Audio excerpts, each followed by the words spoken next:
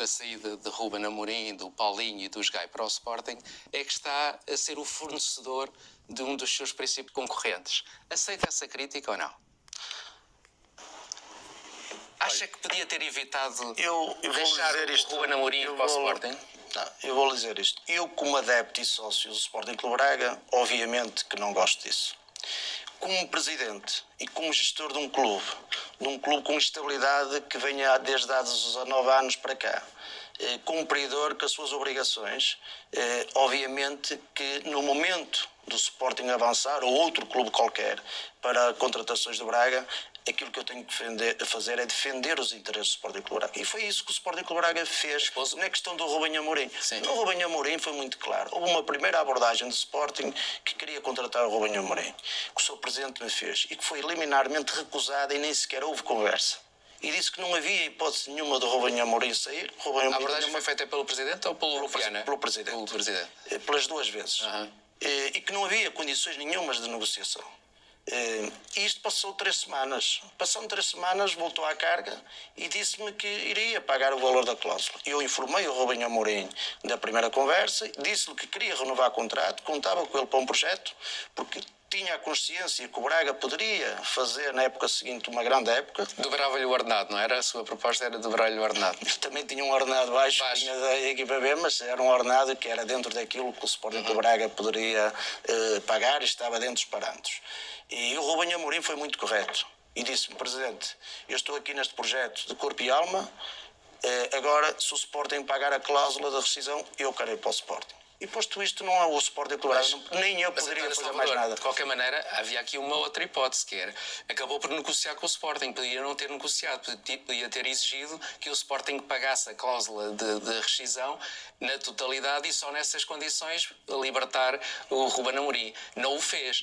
E, portanto, quer dizer, hoje, passado este tempo todo, sente-se de alguma maneira arrependido ou acha que, na verdade, considerando o valor do Ruben Amorim, aquilo que ele foi fazer no Sporting e aquilo que ele deixou de fazer no Sporting Braga, se a questão financeira se lhe dá algum conforto em termos daquilo que foi a consequência desportiva? Rui, isso é muito bonito aqui falar, mas quando tenho o treinador pela frente e dizer: Presidente, eu estou aqui há 1 mês e meio, tenho um clube que dá os 10 milhões que o senhor está a pedir pela cláusula de rescisão. Aquilo que eu lhe peço é que aceite, nem que seja a negociar.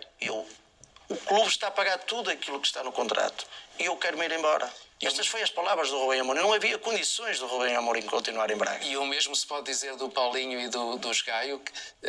O Paulinho e o Gaio também, a certa altura, foram muito pressionados pelo Sporting, certamente, para deixarem o Sporting Braga. O Sporting queria contratar o Paulinho no verão.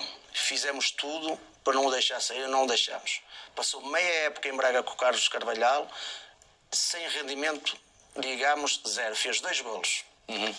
Não havia condições para ele continuar. Aquilo que o Braga fez foi defender os interesses do Braga sobre o Paulinho. Eu acho que a transferência do Paulinho é uma transferência recorde em Portugal. Já tinha feito o Braga a transferência recorde do Rafa para o Benfica.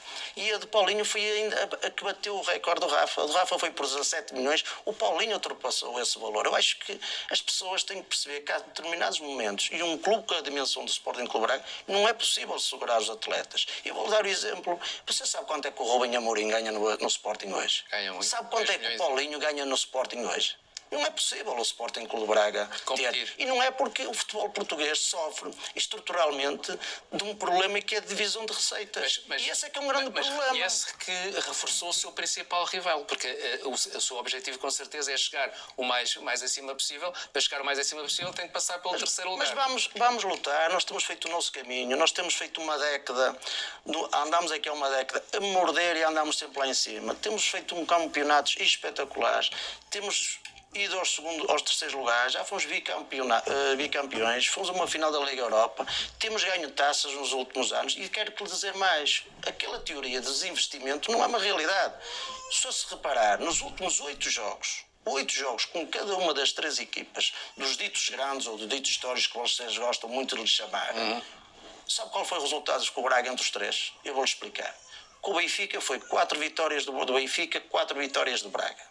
Com o Porto foram 4 vitórias do Braga, 2 empates e 2 vitórias do Porto. Com o Sporting, 5 vitórias e 3 vitórias do Braga. Muito bem. Portanto, há um equilíbrio total entre os jogos com os ditos 3 grandes. Portanto, esta história de desinvestir ou não desinvestir não é uma realidade.